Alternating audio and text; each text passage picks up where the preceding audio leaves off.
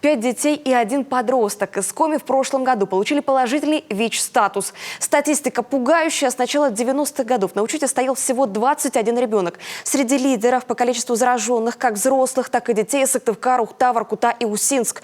Дарья Волокжанина о том, что стало причиной такого роста.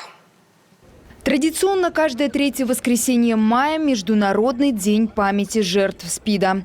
Только в Коми с начала года выявлено 83 случая заражения ВИЧ-инфекцией. Всего на диспансерном учете 2782 человека.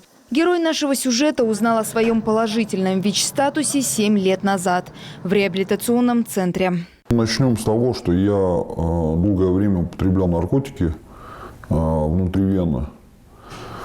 Вот сначала культура употребления была на уровне, то есть я всегда пользовался только новыми шприцами. Вот. Вообще никогда не думал, что я чем-то заражусь. Вот.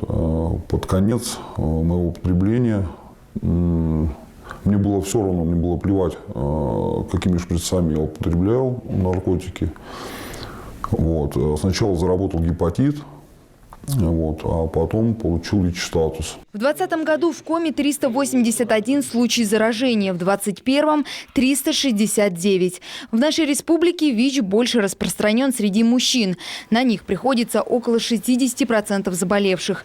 Женщин с положительным статусом меньше. По каждому случаю заражения проводится эпидемиологическое расследование. Специалисты вычисляют источник заболевания.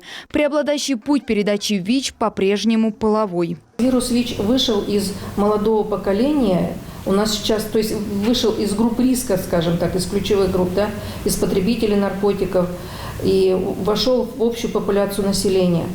То есть чаще стали заражаться, то есть больше процент – это половой путь заражения. И стали заражаться взрослое население. Мы говорим, что у нас сейчас 70%, более 70% заражаются, это старше 30 лет, да, 30 лет, 40 лет, даже есть у нас и 60 лет инфицированные.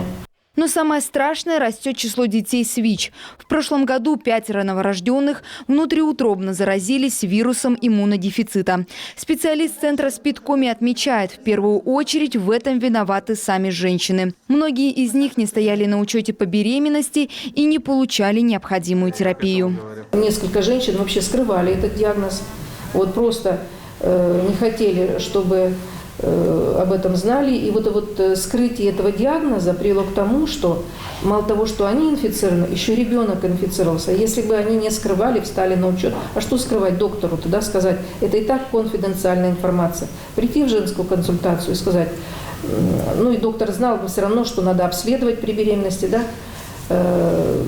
Никакого разглашения здесь нет. И вот если бы все было проведено своевременно, вот этих случаев бы тоже заражения бы не было. В Коми получают высокоэффективную антиретровирусную терапию более 2500 человек, в том числе 525 инфицированных, находящихся в исправительных учреждениях. Все лекарства для них бесплатны. Дефицита медикаментов из-за западных санкций нет, они в основном отечественные. Согласно стратегии противодействия распространению ВИЧ-инфекции до 2030 года, Минздрав планирует охватить тестированием на вирус 90% населения. Сегодня тест на ВИЧ сдают только 24%. Было сказано, да, я вот подсмотрела, 710 тысяч, да? Или сколько? 71 тысяча новых случаев ВИЧ-инфицированных выявлено в Российской Федерации в 2021 году.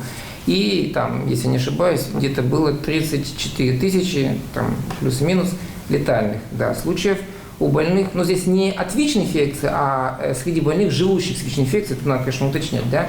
Вот если мы это поделим на количество часов в году, мы получим, что каждый час, вот наша пресс-конференция запланирована примерно на час, насколько я понимаю, да.